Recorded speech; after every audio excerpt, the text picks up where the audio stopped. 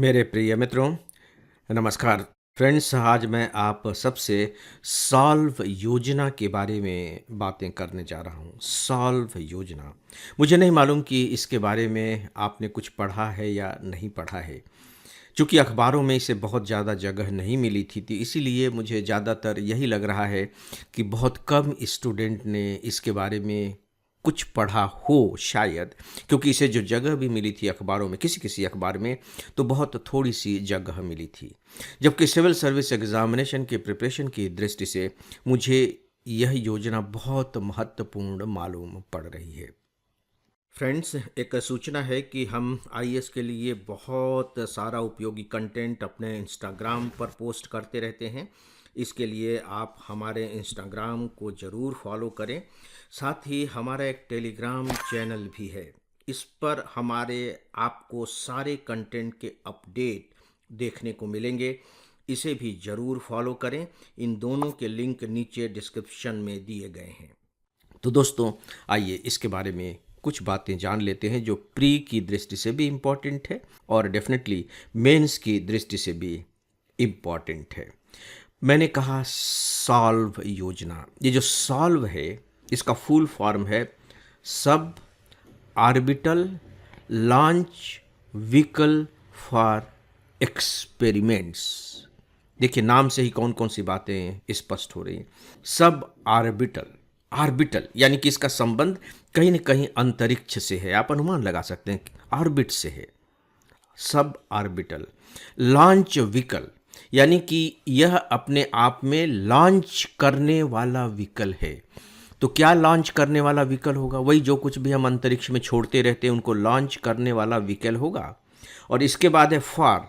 ये व्हीकल किसके लिए? फॉर एक्सपेरिमेंट्स, यानी कि फाइनल रूप से लॉन्च नहीं किया जा रहा है, एक्सपेरिमेंट किया जा रहा है।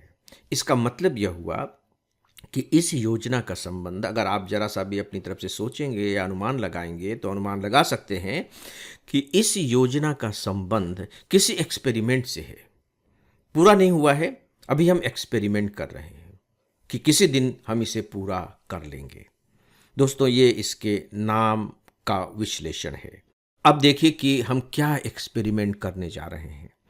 आपको मालूम है कि भारत ने गगनयान मिशन की परिकल्पना कर रखी है।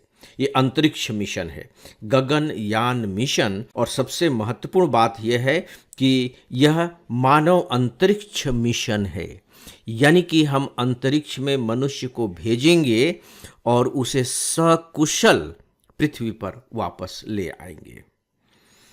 अब यदि मैं पूछूं कि इस मिशन को अंजाम कौन दे रहा होगा, इस पर कौन काम कर रहा होगा, तो उत्तर आपके दिमाग में तुरंत आ जाना चाहिए, इसरो, भारतीय अंतरिक्ष अनुसंधान संगठन। यह इस पर काम कर रहा है।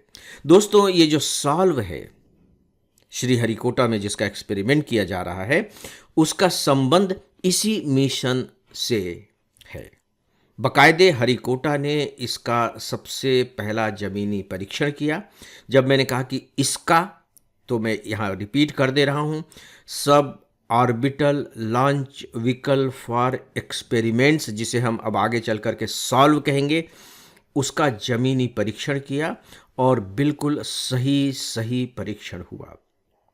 इसका जो उद्देश्य है, जैसा कि मैंने कहा, कि अंतरिक्ष में हम यात्रियों को भेजेंगे और फिर उन्हें सुरक्षित जमीन पर ले आएंगे।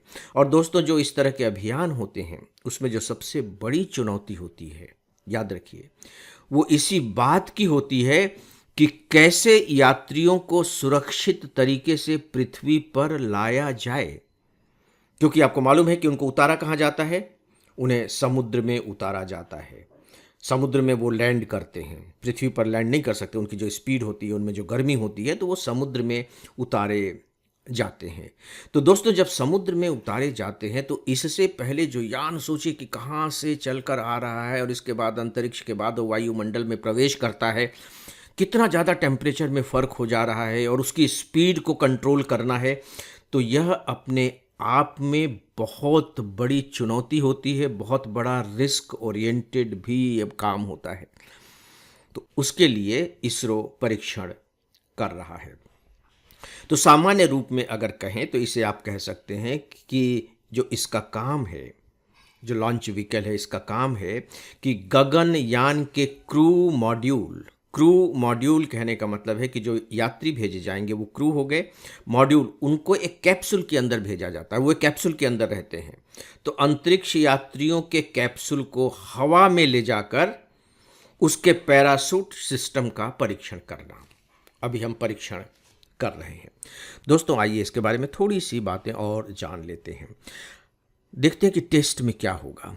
तो टेस्ट के दौरान ये जो सॉल्व रॉकेट है वो गगनयान के क्रू मॉडल को आसमान में 10 से 17 किलोमीटर की ऊंचाई तक ले जाएगा, ले गया, और वहाँ जाकर ये जो क्रू मॉड्यूल है वो रॉकेट से अलग हो जाएगा, रॉकेट से अलग हो गया।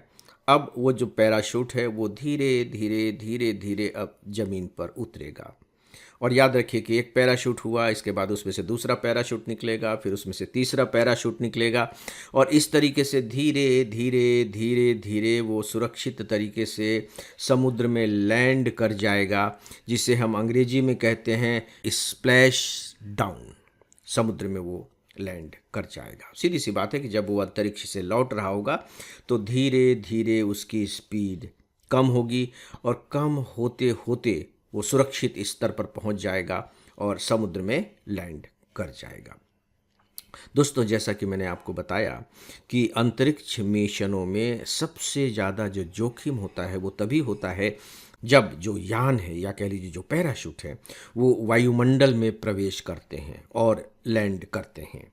तो उसी का परीक्षण किया जा रहा है ताकि हम धीरे धीरे इसके बिल्कुल सुरक्षित स्तर तक ले आएं और किसी तरह के जोखिम का खतरा शेष न रह जाए। फ्रेंड्स, अब इसी से जुड़ी हुई एक दो बातें मैं आपको और बताना चाहूँगा जो प्री की दृष्टि से मुझे थोड़े महत्वपूर्ण लग रहे हैं। कि इसरो ने इससे पहले भी क्रू एस्केप सिस्टम का सफल परीक्षण किया था, यह भी इसी से जुड़ा हुआ है, क्रू एस्केप सिस्टम। और हाल ही में लेह में इस बात का परीक्षण किया गया कि जो अंतरिक्ष यात्री होंगे उनके व्यवहार और मानसिक बर्ताव किस तरीके के होंगे, उनमें किस तरह का परिवर्तन आएगा। तो उनके मानसिक स्थिति और व्यवहार को समझने के लिए भी बाकायदे परीक्षण किया गया। और प्री एग्जामिनेशन की दृष्टि से आपको उस परीक्षण का नाम याद रहना चाहिए। उस परीक्षण का नाम है मिशन मित्रा। मिशन मित्रा। हो सकता है कि प्री एग्ज़ाम में खासकर इसी एक शब्द के बारे में आपसे पूछ लिया जाए, मिशन मित्रा। दोस्तों, अब एक दूसरी छोटी सी खबर। आपको मालूम है कि नेपाल में जेएनजी का आंदोलन हुआ था और इसके बाद वहाँ के जो गायक थे, जो रैपर गायक थे, बालेन शाह चुनाव में जीते और वे बाकायदे प्रधानमंत्री बन गए। अब वहाँ फिर से जेएनजी आक्रोश से भरा हुआ है और वे सड़कों पर आंदोलन करने की स्थिति में हैं। बालेन शाह की नीतियों को लेकर के 3 लोगों ने आत्मदाह किया और दुर्भाग्य से उनमें 2 का जीवन समाप्त हो गया। और बाकायदे जेएनजी के संगठन ने ये चेतावनी दी है कि हम पूरे देश में आंदोलन करेंगे, क्योंकि अभी की जो सरकार है उसकी जो नीतियां हैं वह जन विरोधी हैं और उसके काम करने का जो तरीका है वह निरंकुश तरीके का है। अब आप देखिए कि यही बालेन शाह जेएनजी के आंदोलन के कारण प्रधानमंत्री बने थे और कुछ ही दिनों में अब उन्हीं जेएनजी के बीच में अब वो अलोकप्रिय होते जा रहे हैं, यानी कि उनके खिलाफ ही आंदोलन की स्थिति बन रही है। दोस्तों, हालांकि इसके पीछे जो सबसे बड़ा कारण बताया जा रहा है वह बेरोजगारी की स्थिति बताई जा रही है, लेकिन सवाल ये उठता है कि जिस तरह के समाज को हम जन्म दे रहे हैं, जिस तरह की टेक्नोलॉजी धीरे धीरे लगातार पूरी दुनिया पर फैलती चली जा रही है, अर्थव्यवस्था को अपनी जकड़ में लेती चली जा रही है, वैसी स्थिति में किसी भी सरकार के लिए रोजगार परक स्थिति का निर्माण कर पाना आसान है।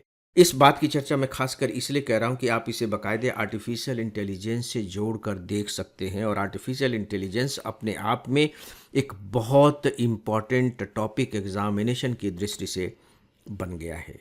तो दोस्तों, आज के डेली ऑडियो लेक्चर के बारे में बस इतना ही, और इसी के साथ ही आज के इस डेली ऑडियो लेक्चर को अब यहीं समाप्त करते हैं। नमस्कार।